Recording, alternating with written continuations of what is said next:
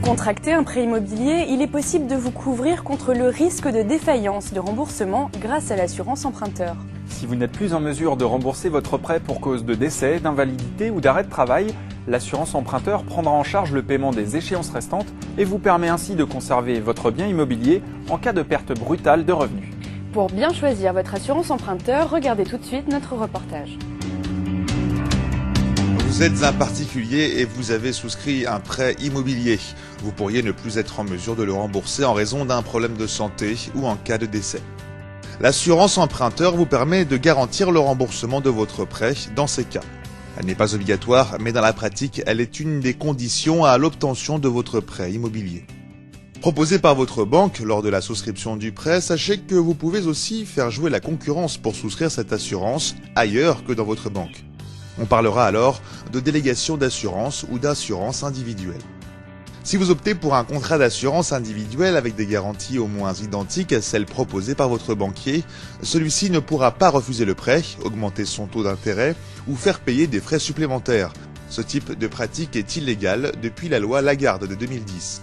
Votre banquier devra justifier par écrit tout refus d'une assurance individuelle.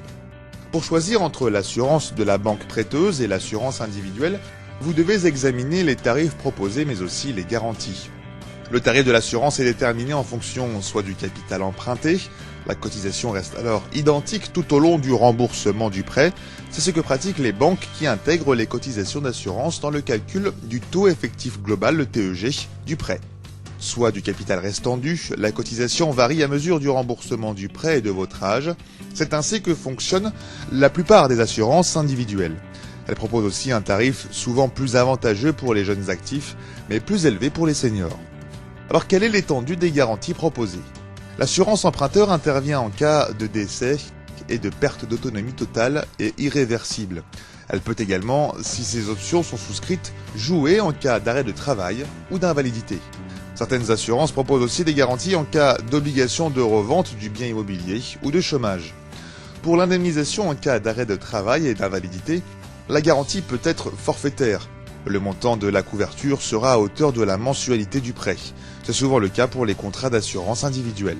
La garantie peut aussi être indemnitaire.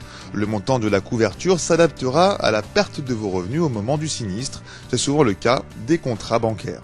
Il existe enfin un cas particulier, la convention AREAS, s'assurer et emprunter avec un risque aggravé de santé, permettent à certaines personnes de contracter une assurance emprunteur malgré leur état de santé.